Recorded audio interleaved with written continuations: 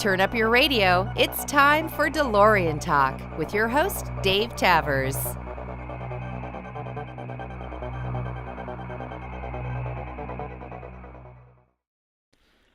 Hi, and welcome back to another episode of DeLorean Talk. I'm Dave Tavers. Thanks, as always, to everybody who listens.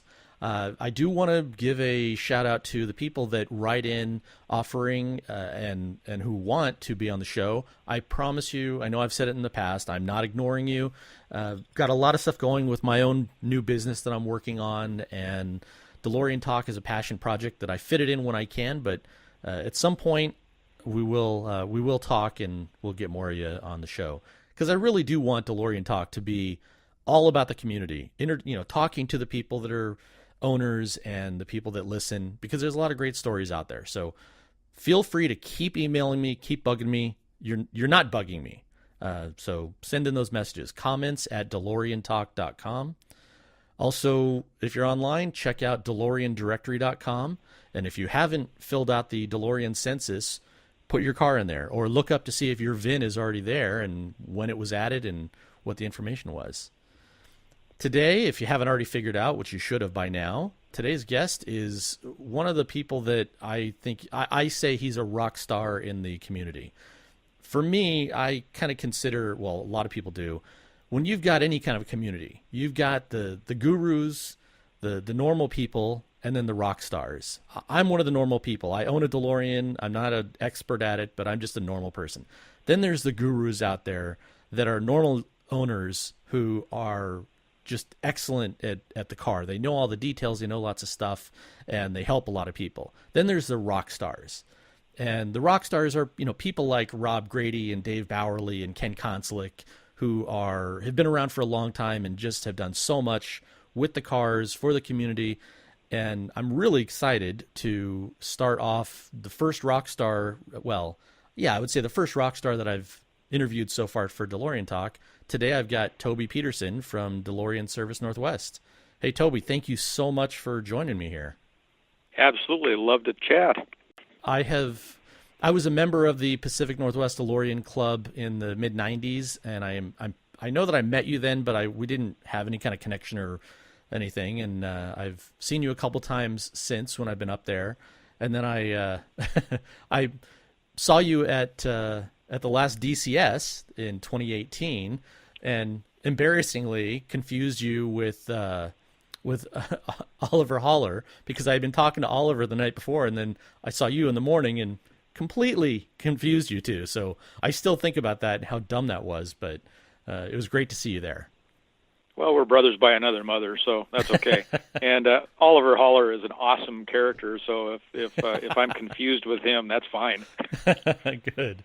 Well, let's start. Usually I kind of jump past the introduction point because I always figure, these people know who everybody is, but they don't. So why don't you go ahead and give your own introduction about who you are, where you're at, your current VIN number, and what your current business is. Okay, so I'm Toby Peterson, and I've been around the DeLorean community for about 31 years now. My shop is up in Redmond, Washington, and I live in Issaquah, Washington, so I get to commute every day, just like a lot of folks.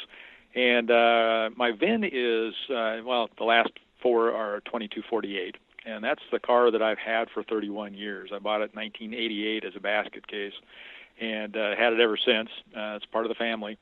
It's got my butt print in the seat for sure. And anyway, like I said, I own DeLorean Service Northwest, full-service shop up here in the big city of Redmond, Washington. Well, it's the east side of Seattle. Yeah. When I saw that you had moved there, it cracked me up because I pulled it back up on Google Maps. I lived on the same road of where you're at now, and it's 2.5 miles away from where I lived when I was in Redmond, or from one of the places I lived in Redmond. So okay. Too bad I don't still live there, because I'd be right down the street from you and be bugging you all the time. Well, we'd love to have you here. Oh man, well yeah. When I come back up there for a visit, yeah, you're gonna have to kick me out of the shop. So your DeLorean Service Northwest, it's DeLorean-service.com is your website. Your phone number I have down as 360-358-3886, right? That's correct. That's a brand new number, and just brand new year, and off we go. Nice. You're on Facebook and Twitter, I see. You've always done great about publishing on social media, so I'll pay better attention and go look to see the stuff you're posting. You've posted some awesome stuff in the past because you also you don't just work on DeLoreans, you also work on Ferraris, Maseratis, a bunch of classic exotics as well, right? Yes. And you've been doing that for a long time. Well, yeah. When I first got started working DeLoreans full time, it became pretty obvious as people were coming around the parking lot with all these other oddball cars that they were kind of searching for somebody that was willing to put up with their car. And these old Lotuses and old Ferraris. They were saying that they would take it to the dealership, and the dealership wanted them to kick that car to the curb and buy a new one. Of course. And and they didn't want to do that, and so and then most other general automotive shops, they don't care to even deal with something that's a little bit on the odd spectrum. Yeah. And so I got all kinds of weird things. We got a Light Star, which is a little vehicle that was made back in the 80s, and it looks like a rocket ship. It's got wings, and and they put a tail on it sometimes and make it into a little jet. But anyway, it's a vehicle that is just totally weird. And one of those owners came around wondering if there was any possibility that we would work on his rig. It's like, well, sure, why not? And then some older Ferraris, Ferrari of Seattle for one. They're probably a great company, but they're really interested in selling new ones. 433 Scuderias, not necessarily working on an old 308 from the 80s. So yeah, there's an underserved market for the classic exotics, in addition to the DeLorean. And that actually plays back into your past experience because you are an honest to goodness engineer. You retired from Boeing as a mechanical engineer to start your DeLorean shops, right? Well, I was actually a structural engineer, so I specialized in primary structures, heavy structures, and so yeah, I did 25 years at Boeing, and when I graduated from Boeing, I was a principal structural engineer in charge of the engineering aspects of the 747 and 767 engine pylons. So I got to take care of all the stuff that attaches the engines to the airplane. Wow. But still, structural or not, you understand a lot more than just those focused areas. Your brain is a mechanic. You know how that stuff goes together, which I think that's why it makes you such an awesome DeLorean and exotic mechanic, because you dig in. You don't just say, oh, swap this part and put in a new one. Well, that's true. And my parents tell me that I was born with a wrench in my hand. I've been a gearhead since I can remember, and so that always kind of plays into things. I've got. I remember some of the tinkering that I did back in the 70s on cars, and all the way through. And I've always done my own work on my own cars. I've never really hired anything out.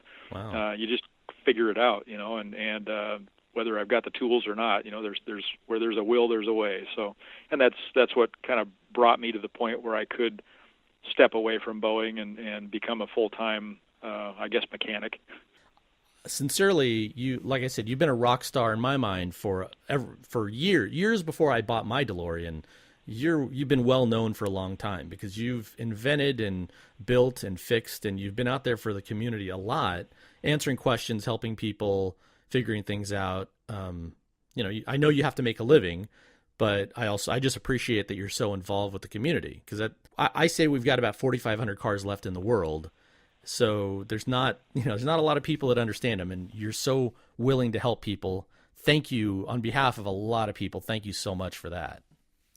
Well, and everyone is welcome. I know that's part of being in a position to service these cars and whatnot is there's a lot of misinformation out there, and then just big holes in information. A lot of people are looking for advice and counsel on how to bring their car back to life, or how to take care of it better or at all.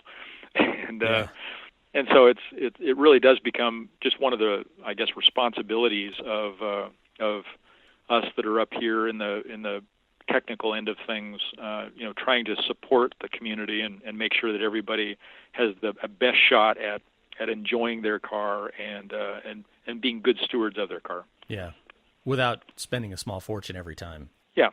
So you bought your car in '88. Is this the only DeLorean you've owned? You might have owned some others along the way that you were like consigning or something, but any that you've owned and driven? No, not really. This has been my I'm a one-trick pony as far as that goes. Bought this car on a whim. And I've told the story before, but basically my wife Misty Peterson, we were looking for a sports car to drive while I was rebuilding this kit car that I had called a Sterling GT, and this little kit car was just in awful shape, and it was going to be a while. So so we talked about needing to have some other little thing around because otherwise it was driving the Honda Civic, and there's nothing cool about that.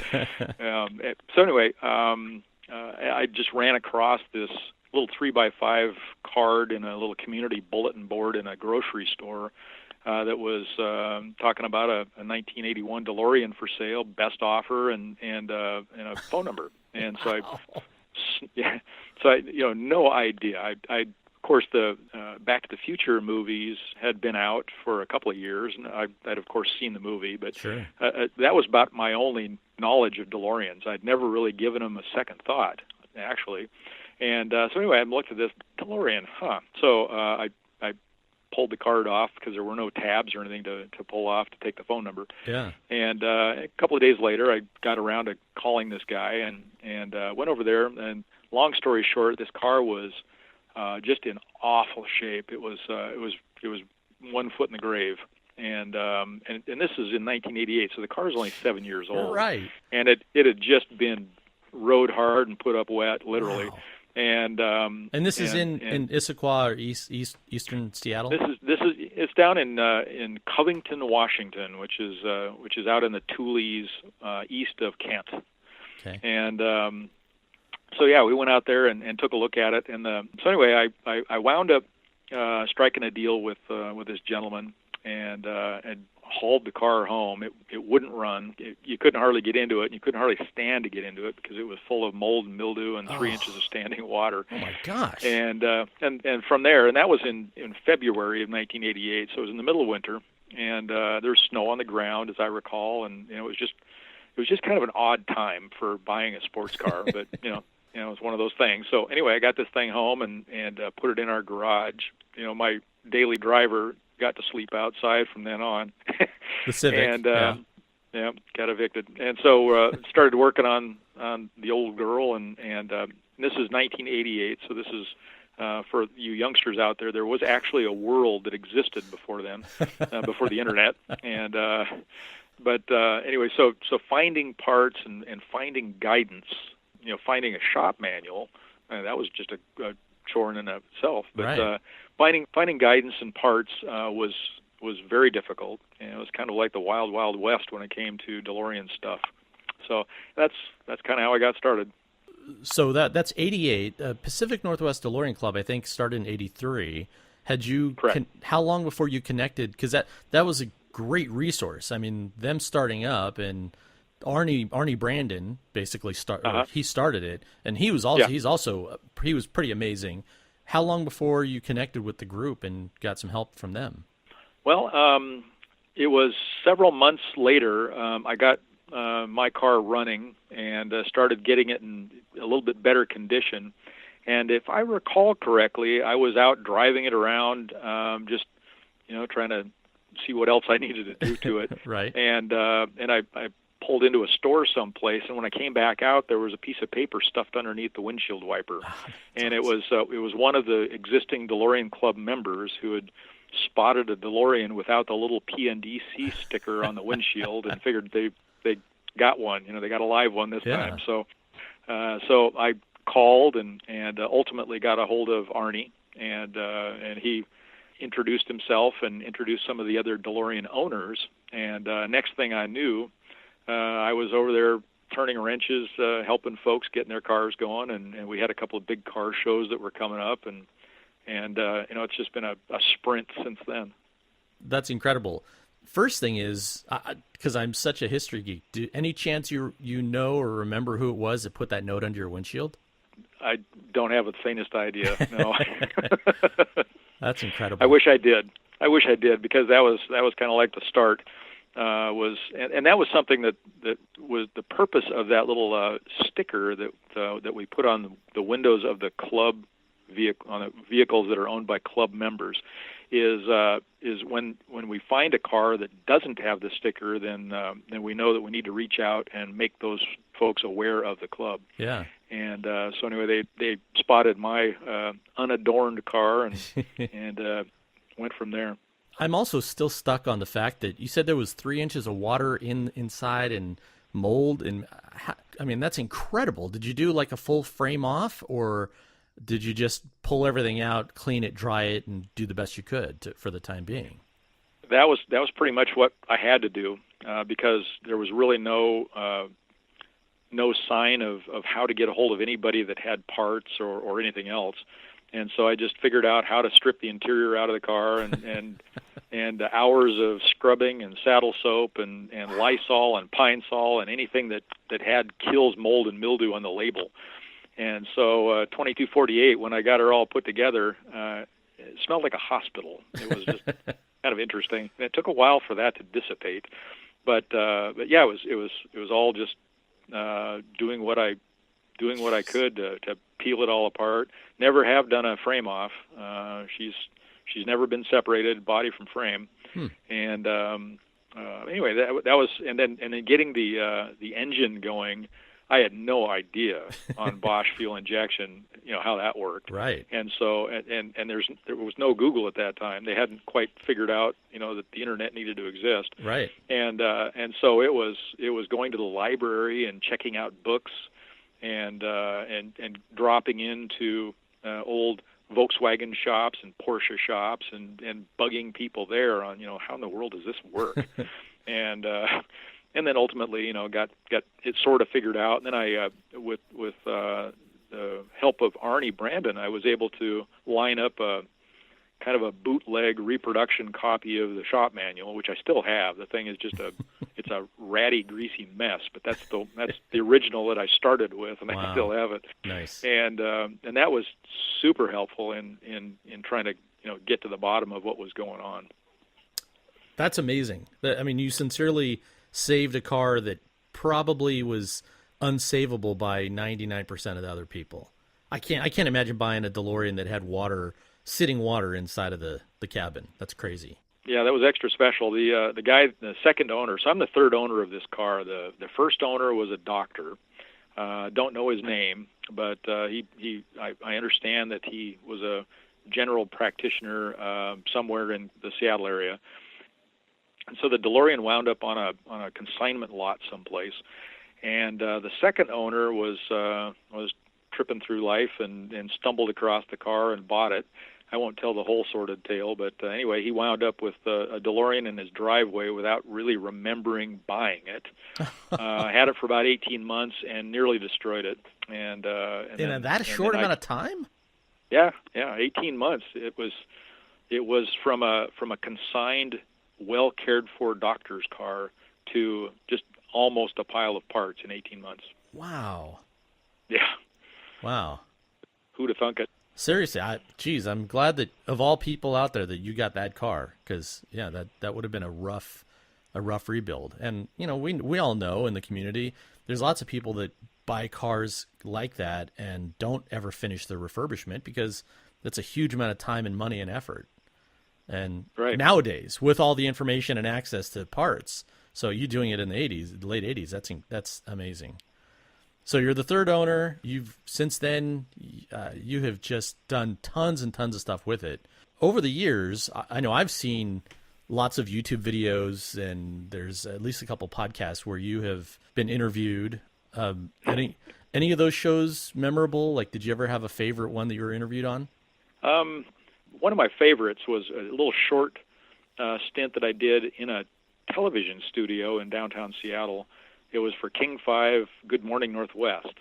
And they were just so enthusiastic in the audience. It was a studio audience, and the gal that was the host of the show, she was just fired up. And so it was a lot of fun showing off the remote door opening system and just showing this car that was ancient at that time. This was a number of years ago.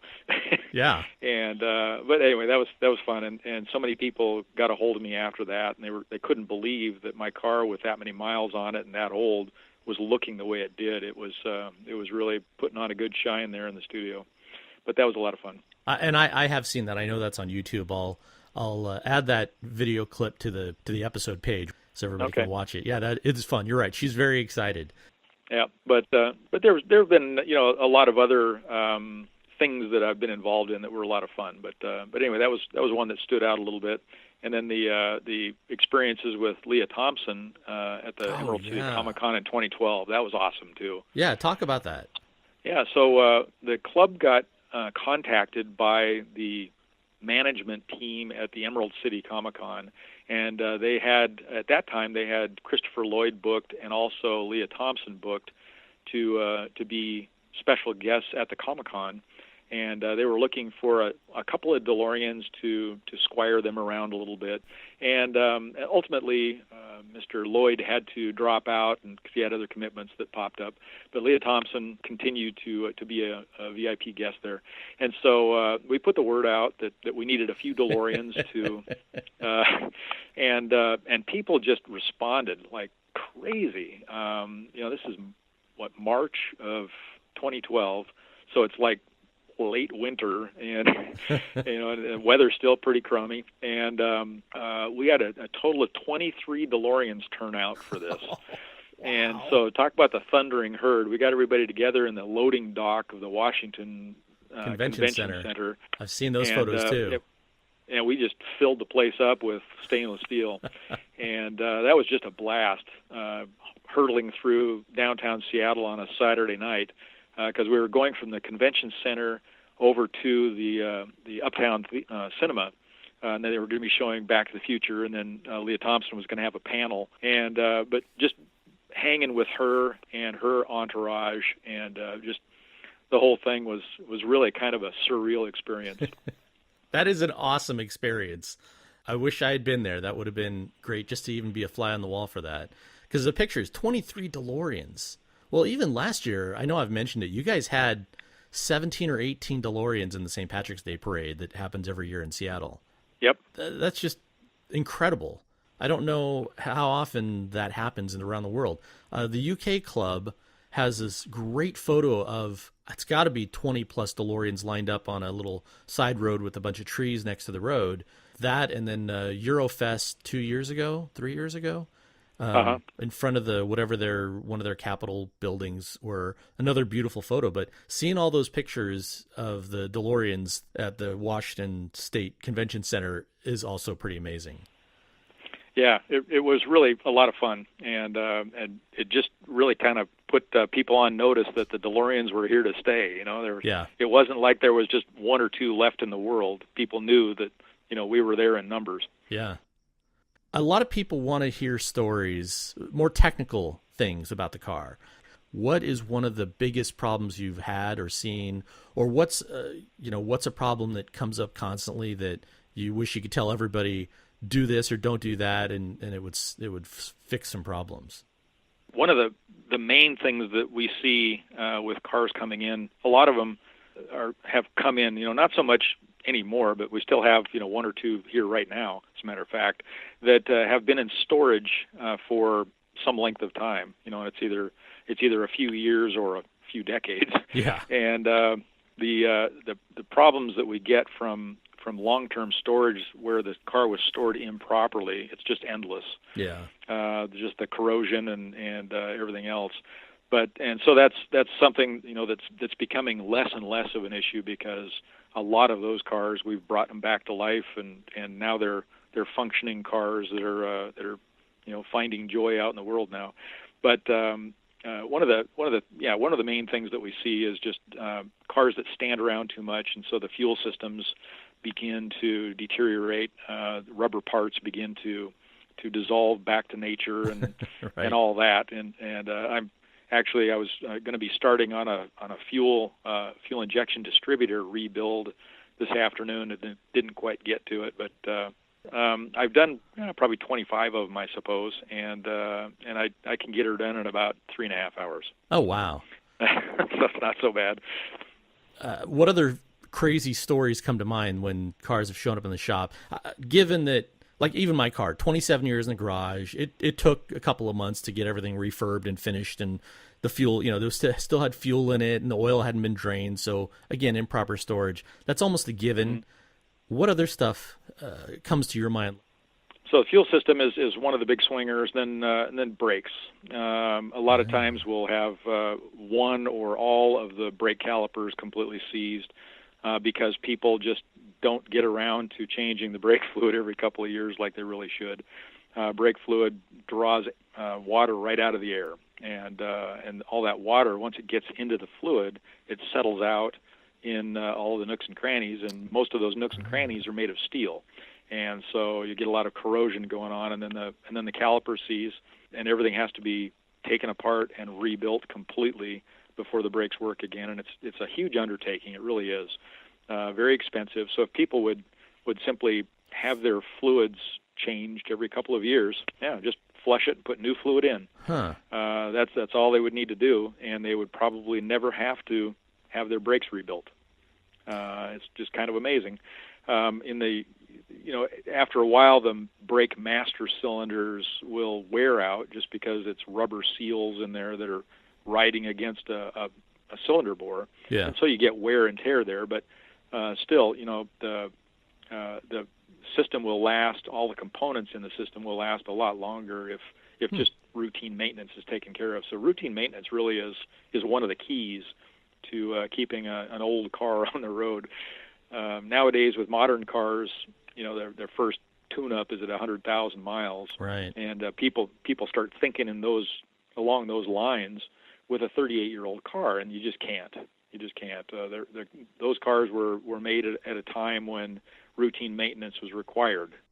To talk about the brakes for a second, because I've been driving my car just over 3 years now, and it has been almost issue-free. But I'm wondering, and I've put a fair number of miles on my car. It's not a daily driver. I drive it a couple times a month. But if you're using the brake system, will it still collect that water, or are you talking about if the car sits for 5 or 10 years? When you're using the system, when you're using the car, the brake fluid is continuously drawing moisture from the air. There have been studies where they've seen moisture migrating through rubber flexible brake hoses and actually getting into the fluid. And there's a lot of big fleets, taxi cab fleets and bus fleets, where they basically take routine samples of the fluid and they measure it for moisture content.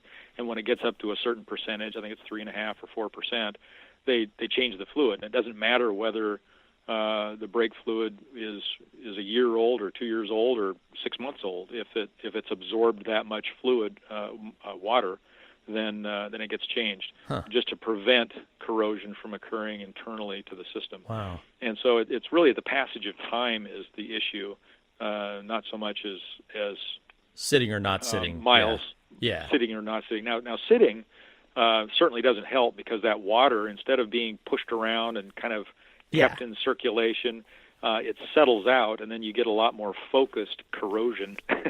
But basically, the passage of time is really the enemy, and that goes with the cooling system as well. The cooling system, the antifreeze, has anti-corrosion, corrosion inhibitors as part of its additive package. If you've got anything other than distilled water stuck in there, so with the antifreeze, it will dissipate. The anti-corrosion characteristics will dissipate over a period of time. And if you don't change the coolant every couple of years again, they've got everything kind of set up along those lines, then you'll start getting galvanic corrosion in the cooling system, and the aluminum loses the battle. So you'll start getting corrosion pits in the aluminum pipes, and in the engine block, and especially anywhere that steel and aluminum come together. In the presence of water, there's a galvanic reaction that occurs, and the aluminum loses the battle. So, in areas in cars where you've got soft blocks and you're starting to get block rot, that's because the coolant hasn't been changed. Wow. Primarily. This is fantastic to hear. Not that I thought that my DeLorean wasn't going to need any maintenance, but I'm, at the 3-year mark, and somewhere around, I think I've put about almost 10,000 miles on it in 3 years. I know it's time to start kind of refocusing on that stuff. This last year, I started the Orange County DeLorean Club. We've had awesome turnouts, and people are coming together. We're doing 3 tech days this year. Next one is in February. And this is the kind of stuff that, while paying you or a shop to do it is obviously good, you're in business, you need to make money and keep the business going. There's things like this. Changing brake fluid is not that hard. You hook up a couple of rubber hoses, you pump the system, and you can flush it all, put new stuff in there. Same thing with the coolant system. Those seem like things that owners can do on their own. Absolutely. And when we have tech sessions with the Pacific Northwest DeLorean Club, that's one of the focuses of the tech sessions that I put on, is to teach the owners how to better care for their cars, and things like, they really should be changing the fluids, whether they do it in their own driveway or their own garage, or take it someplace else or bring it to me. It doesn't matter so much that where it happens or who does it, but that it's done properly and that it's done on a regular basis. Can you give a quick tip on the brake fluid and the coolant? Like, is there an easy place? Is there a best place to connect hoses to dump that fluid out? Well, with the brake system, for instance, you have to bleed the brakes. What you do is you push fluid through from the brake master cylinder reservoir all the way through the system until that the old fluid is completely pushed out by new fluid, and so you have to have at least a quart of fresh .4 brake fluid on hand. More than you need, because you're going to be mixing them until it's a nice clean passage. Right. So you put fluid in there, and then you start pushing it through, and the system is going to spit out all the old fluid, and then you're going to wind up with 99% fresh fluid everywhere in the system after you get done. And but you start out with about a quart, and it doesn't take perhaps that much, but that's how you do it, and it has to be done in sequence, really, to do it properly. Where you get somebody set up to pump the pedal. You don't need special tools necessarily for a brake fluid flush, but you need a able-bodied assistant that can pump the pedal and right.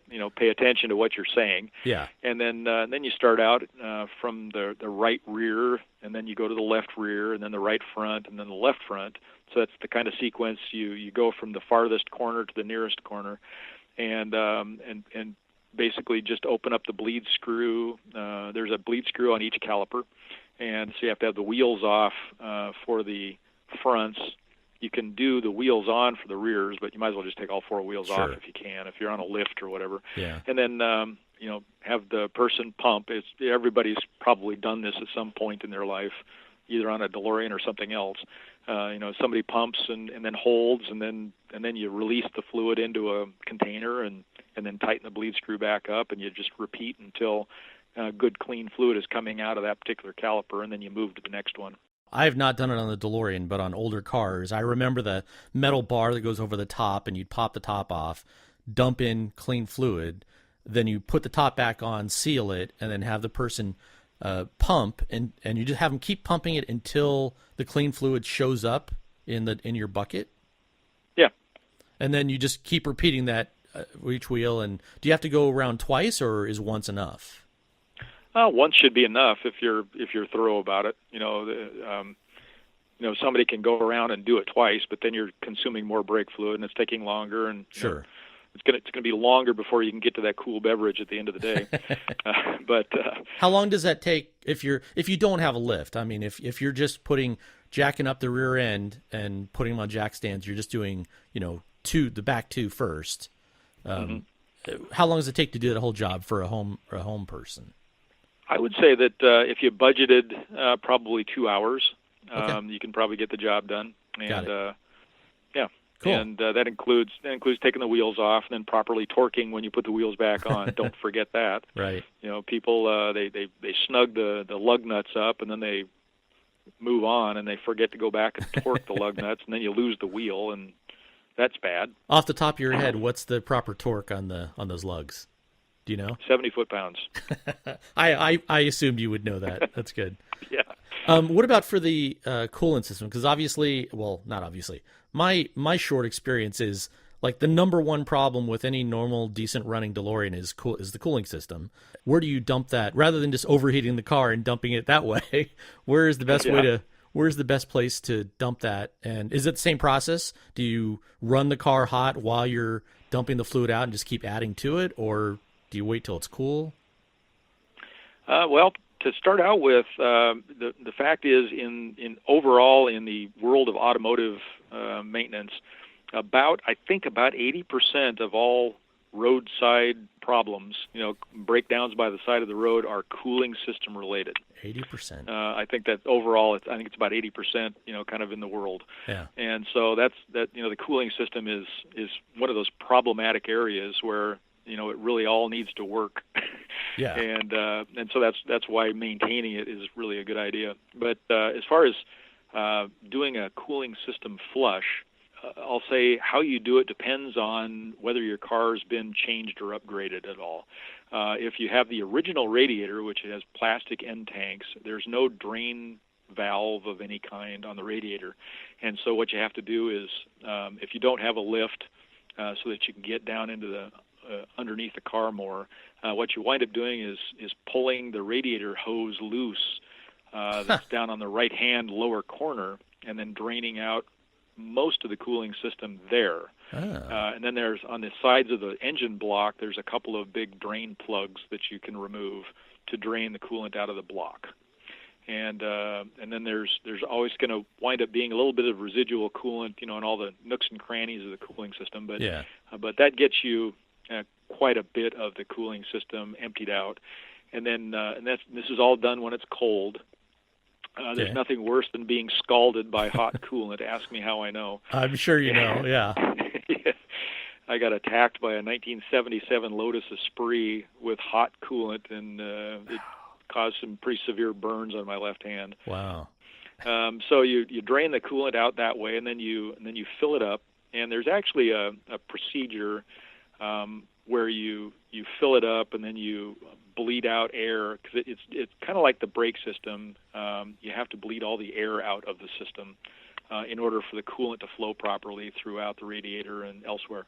And so there's a procedure for bleeding the air out of the radiator, and then bleeding air out of the engine portion of the cooling system. And that procedure actually varies depending on whether or not there's been any kind of a self-bleeder system installed or not. A lot of cars have had it. I came up with a system back in 1993, and it's kind of spread throughout the world.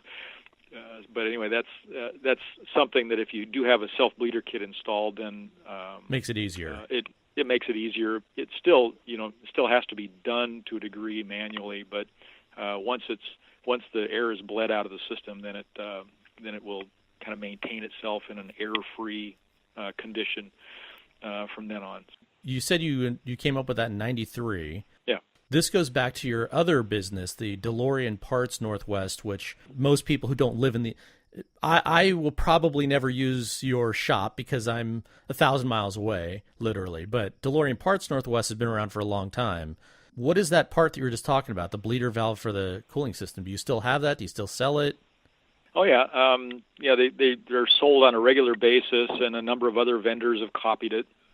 Back in, so DeLorean Parts Northwest, the part company that I own, it was started in 2003. So a decade before that, in 1993, we were with the Pacific Northwest DeLorean Club. We were participating in a parade in Issaquah, Washington, called the Salmon Days Parade, and it was really hot that year. And we had as memory serves, we had like 8 or 10 cars in the parade. Mine was one of them. So my wife and I were in there, doing the parade wave, and it was something like 90 degrees out, which is really odd for this area. Yeah. And my car started to overheat, and I literally had to drop out of the parade, and it really annoyed me. So here I am, I'm the director of tech for the club, and all this, and here I am dropping out of the parade in my own car because it's overheating. Yeah. And I'm like, well, what's up with that? And so, I pulled off, and then the rest of the group finished the parade, and then a couple of them circled back around to see if they could assist. And I saw Arnie and a couple of other guys trying to push.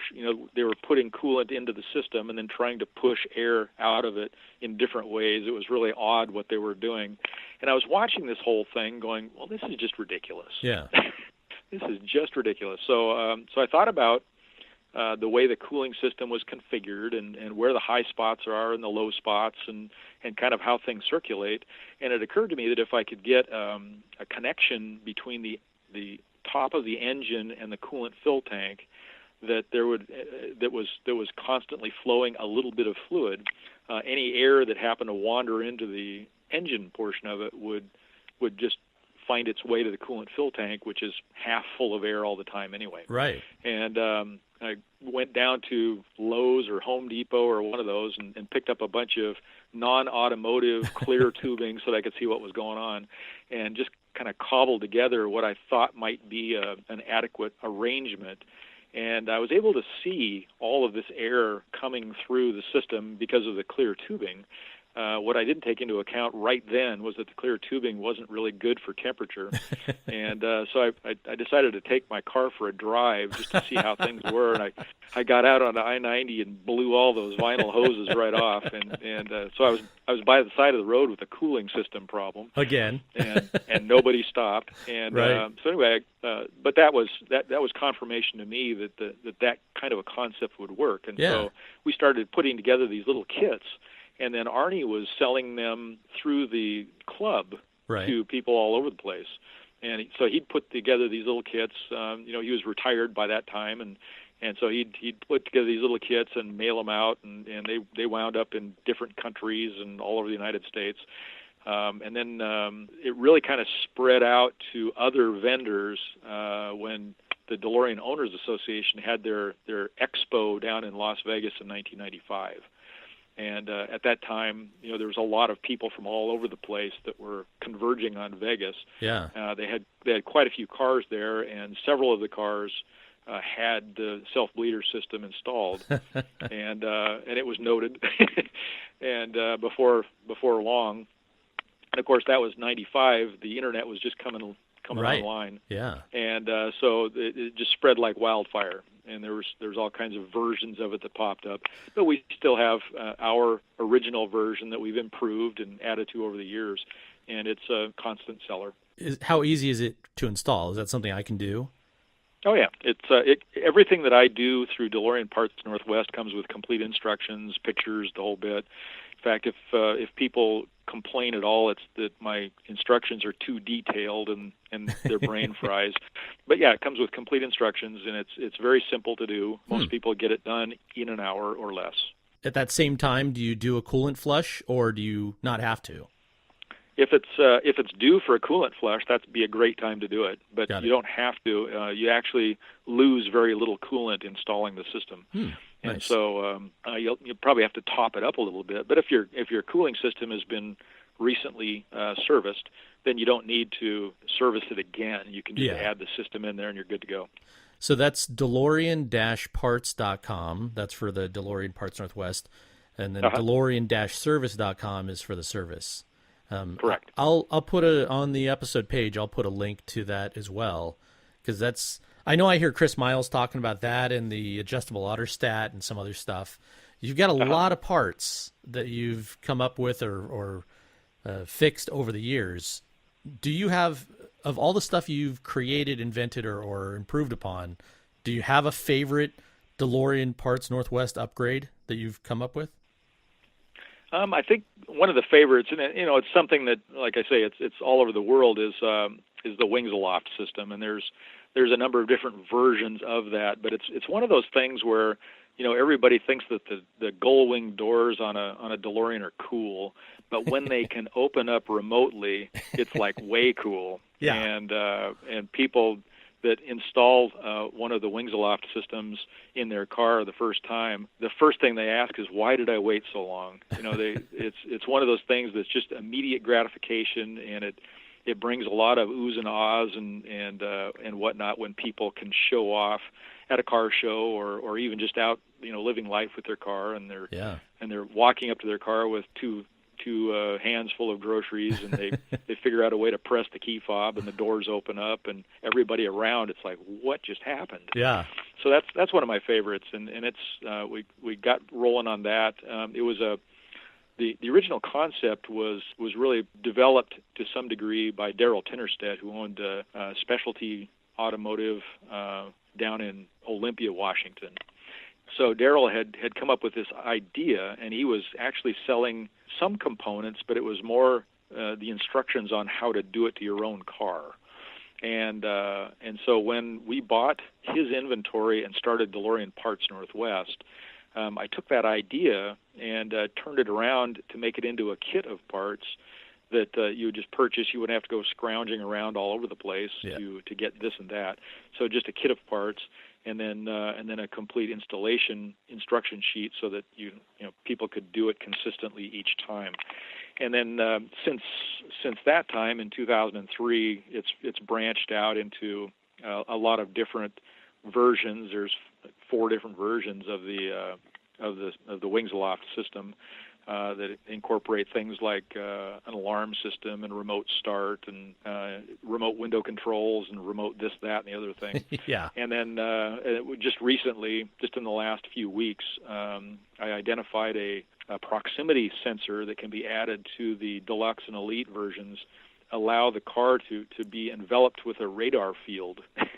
And so instead of somebody coming up and jostling your car, bumping against it or whatever to cause the alarm to go off, if people walk up to the car, it chirps at them to let them know that the car is armed and dangerous. And then if they reach in the window, it sets it off immediately. So you can have the car all closed up and locked up, but if somebody reaches in the window, it'll set the alarm off just because of the proximity alarm sensor. And so that's something that we just kicked out the door about 3 weeks ago. One of the first things I wanted to do when I got my car was put in a wings aloft. I still haven't. Part of that is just more of a time and money thing, but one of these years I can see doing it. My power door locks still don't work. They never have. So I have to lock and unlock the car with the key every time. But how old school? I know. It is fun. It does throw off a lot of non-DeLorean owners when friends get in the car and we go someplace and I have to lock the door. People are like, "What are you doing?" I'm like, "There's no power locks on." I mean, there is power locks, but they haven't worked in 30 years. So yeah, when I get around to doing the wings aloft, I know all that stuff will end up getting fixed and then it'll work properly. Yeah, we'll get you hooked up. Actually, boy, you should consider. I know, like Rob Grady travels around the country working on cars. It would be awesome to one of these years get you flying to California and all the places where people have, DeLoreans to come in and have the professional, the inventor, or not the inventor, but the perfectionist on it install a bunch of wings aloft, because there's some technique to it. We've got a couple guys here in the Orange County DeLorean Club that have figured it out pretty well. They do a good job at it, but there's no replacement for the guy that perfected it. So. Yeah. When you come to SoCal for any amount of time, we're going to have to schedule some time and have you install them. Sure. Love to. Cool. I saw you a couple years ago at the St. Patrick's Day party for PNDC, and you had told a short version of a story about a guy that you had the car in the shop. I think you did a stage 2 to the car, and you put a bunch of work into it, but the guy didn't want to replace the radiator. And he drove the car, he picked up the car and almost blew the engine on it. And then you got the car back and the oil caused a little stir near your shop. Is that a story you can tell? Yeah, sure. And this gets back to cooling systems. cooling systems, exactly. So this is a local owner, and he purchased it recently, and it had been maintained somewhat, but then again not so good, and it had an original radiator in it, and so he wanted a bunch of upgrades and a bunch of things done, and so we went through and took a good look at everything, and the radiator wasn't leaking and seemed secure, although it was original. And then the coolant hoses were in pretty good shape, and so we did a Northwest version of the Stage 2, and got him all set up that way. And then the engine still had the break-in oil in it, so we use a special break-in oil for the first couple of hundred miles to break in the cams and the rocker arms properly, and just make sure that everything is set up for longevity of the engine.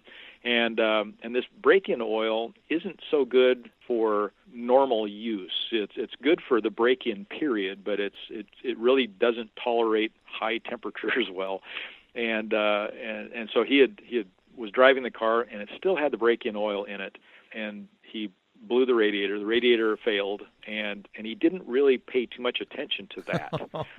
So as the cooling system was emptying itself out the front end, he continued driving it, and it got really, really hot, and started making all kinds of foul noises and all kinds of things.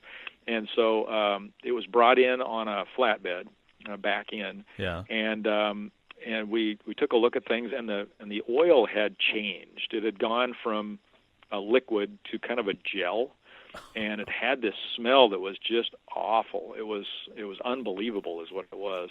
It stunk up the whole place, and I was still in my shop down in Bellevue at the time, and literally we had just done a little bit of work on the car, but really hadn't gotten rolling on it yet, and the smell permeated the entire parking lot, and to the extent that a couple of the other tenants in the building called the Puget Sound Energy because they thought it was a natural gas leak. It had that rancid sulfur smell to it. Right. And so we had a bunch of firemen running around and PSE workers running around looking for a gas leak. And I said, well, tell you what, guys, it's not really that. It's this real stinker of a car over here. And so I showed them what was going on, and they're like, oh. And so anyway, in order to get that break-in oil out of there, we had to change the oil, run the engine, and change the oil repeatedly about 4 times. Wow! And finally got the gel out of there, and it was kind of funny. And of course, put a new radiator in the car. Got it all squared away, and it turned out that there was no harm done. Luckily, it could have been far worse. Sure. But there was no harm done to the car, and he's driving it to this day, and nice. Very much enjoying it. I still remember that story, and I've tried telling it, but that is quite amazing. Other than that, any other amazing stories that of all your years working on DeLoreans, customer cars, or even your own? Well, there's been so many different things that we've been involved in. One of my favorite projects of all time, and one of the largest, was the right-hand conversion that we did for an Australian customer back in 2012. I'll put a link to that, because I got your permission a long time ago, and I put that article up on DeLoreanDirectory.com. You've got so many great pictures and so much detail in there. It is mind-blowing that you converted a stock DeLorean and flipped everything. And when you guys go look at this stuff, it isn't just that he put the steering wheel on the right-hand side. I mean, there is so much work that went into that. It is amazing. Yeah, there are so many little details that people really don't think of, and they have to be thought of, because this is going to a different country, and so all the authorities over there in Australia, they needed to buy into the fact that this car was safe to drive, and so that's what the goal was, is to have a car that would be able to be registered in Australia, and Queensland is where it went, the province or state, I guess they call it, of Queensland. And they're one of the more strict as far as rules and regulations on the road. Yeah. And it was quite the project to take this car and flip it over from a left-hand drive to a right-hand drive, and it took a lot of hours.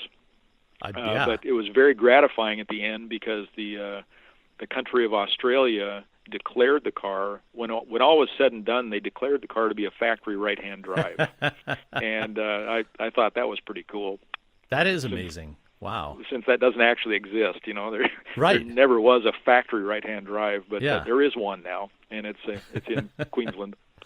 That's awesome. And so that was kind of one of my favorites. There's been some non-DeLorean really awesome stories dealing with like a Ferrari Mondial that had a cam belt strip on it and just crammed the motor, and so we had to go through and do a complete engine rebuild on a Ferrari 308 engine that was in this Mondial.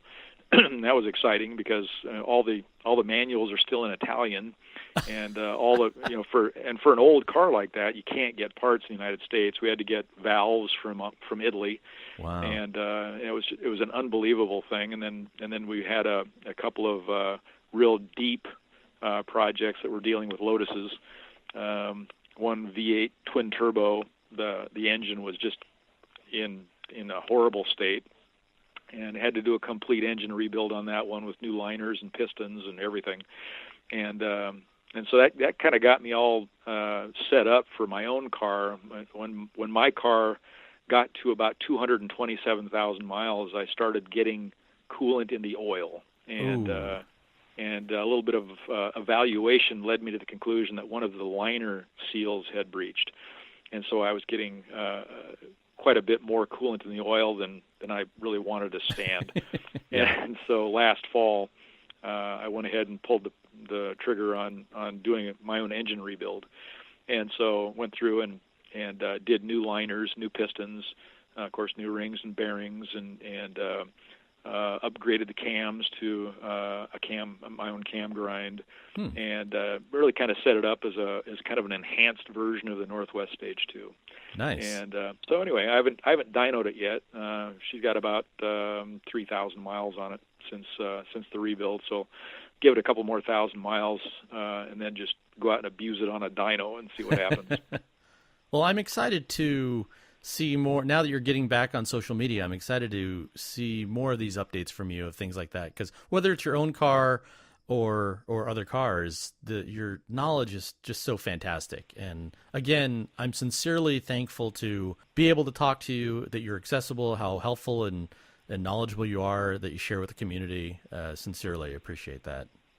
Certainly, I'm glad to chat with you, and I'm really happy to be able to serve the DeLorean community at large, and then also other communities. I'm a member of the Evergreen Lotus Car Club, and I try and help them out when I can.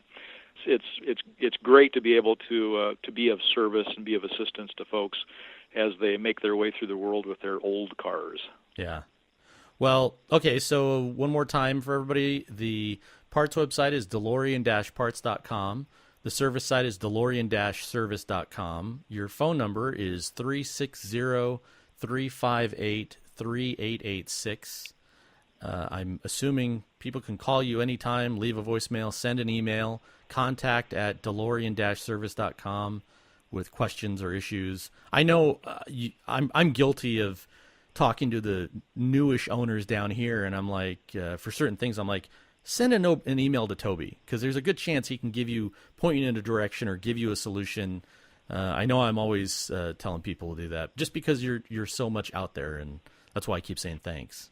So well, and I appreciate that, and thank you for allowing me to be one of the go-to resources, I guess. I have written quite a few articles that I keep on file on various things, so that when folks from Australia or New Zealand or wherever email me and they say they're having a problem with this or that, I can send them an article that I've already written on the topic, and it really helps them to get things squared away, when they're in whatever corner of the world they're in. Yeah, they can't just pop over to your shop. Yeah. No, not so much. Well, I always close with the same dumb question, but you've been a long-time owner and you're a DeLorean rock star, so I always ask everybody, what's in the trunk of your DeLorean right now? I got a lot of junk in the trunk, to be honest with you, but so I've got a little toolkit with some basic tools and a couple of jumper wires and with alligator clips and other things, just some basics like that. A couple of belts, and trying, not necessarily for myself, but also to be able to help somebody out if we're on a caravan someplace. then I've got my car cover and my little PNDC flag that I can clip on during parades and whatnot. I love those. Yeah. Yeah. And then underneath the carpet, I've got one of my front strut braces all bolted down, and that's what I've got in the trunk. All right. And a spare that never holds air. Well, let me sidetrack one more second then on that, because I have seriously considered taking the spare out of the car so that I can put the tools and stuff that I hopefully never have to use, put those underneath. The first DCS I went to, in fact, Mark Dellinger was one of the episodes here. He had a flat shortly after leaving DCS, put the spare on, and it blew in 1 mile. Is there really any reason to leave the spare in the car? Like, anybody that lives, at least in the West Coast, if you're in Seattle or Portland, Los Angeles, San Francisco, San Diego, you're going to call AAA, right? Do you really need to keep the spare in the car if you live in a major city? Well, that's a good question, and you're right. There's a lot of folks that say, well, that's why AAA was developed, was so that they didn't have to deal with flat tires and stuff like that. And so I've had a number of people that have actually done what you're suggesting, which is take the spare out and use that space for other things. But I have personally used my spare once on my car. I was on my way to an appointment someplace, and I drove over some spikes in the road, I guess, and pretty well toasted one of the rear tires. And so I was able to put my spare on, and even though it didn't have any air, it's a sturdy enough tire to where I was able to drive about 3 or 4 miles to a tire shop where they put on the closest thing that they could come to a new tire on. Yeah. And then as a matter of fact, a couple of years ago we were over in Roslyn, Washington, which is the geographic center of nowhere. Yeah. And Arnie Brandon, the founder of the Pacific Northwest DeLorean Club, was leaving the picnic. It was a summer picnic, and he left a little bit early. And so he was heading down the road. He was a few miles away from Roslyn on I-90, and one of his rear tires delaminated. Just this great big bulge appeared, and he was driving this car that had a oval egg-shaped tire instead of a round one. And so he figured that he would just drive until it just shredded, and then he would figure out something from there. But his son-in-law was behind him, and his son-in-law called me up on the cell phone, and let me know what was going on. And so we kind of ended the picnic right then, and got all buttoned up, and then we converged on Arnie's car right there on I-90, and he happened to have a spare that had a little air in it, not much, but a little bit. But he was able to pull off into a parking area where there was a little cafe and a little kind of a convenience store that had an air machine where you pop a couple of quarters in and you can get a little squirt of air. And so I was able to have a little tech session by the side of the road where I was teaching everybody how this jack actually works. Oh, so we got nice. Arnie's jack. Yeah, we got Arnie's jack out, and I demonstrated how to use it to jack the car up. We got the flat tire off, the wheel that had gone bad, and then we got his spare out. I sent somebody over with a couple of quarters, and they aired up the spare from about, I think it had about 20 psi in it, aired it up to 60 psi. And we put that spare on, and he drove all the way into Seattle from basically Roslyn. Wow. So it's, I don't know, probably 60 or 70 miles. And then the next day was able to get a replacement tire, and off he went. So there was that would have been an all-day ordeal trying to get AAA clear out there into the Toolies. Sure. And so it worked out pretty well to have the spare in that case. And like I said, I've used it myself. So I wouldn't completely condemn the spare, but it is in an urban setting. Probably it's just kind of a waste of space. All right. Well, thanks again, Toby. Fantastic talking to you, and I'm looking forward to talking to you more over time. I'm really excited. I haven't been up to Seattle in a couple of years. I lived there for many years, but now when I come back, I am certainly going to make the time to come visit your shop, and look forward to seeing you in person and checking out the new shop. Well, I'd love to show you around, and we can go up. The shop is very close to the wine country in Woodinville, Washington area, and so we can go up and have a nice sip of the local wine and discuss all things DeLorean when you get here. Awesome. All right, Toby, thanks again. Talk to you soon. Alrighty. Everybody else that's out there, thanks again for listening. Appreciate your support and your interest. I know there's not enough of these. It's part of it is making the time, but I love doing them, and I appreciate everybody's support. Be sure to check out Toby's sites, DeLorean-service.com, phone number 360-358-3886, and DeLorean Parts Northwest, which is DeLorean-parts.com. Again, check out all the social media for DeLoreanDirectory.com. Make sure to put your car on the DeLorean census. Check out the club listing. And take a look at the DeLoreans on display list as well. If there's any DeLoreans anywhere in the world at museums that are not on the list, send a message in so we can get it on the list and tell people where they can find a DeLorean at. Thanks again. Drive safe and keep some air in the spare, I guess.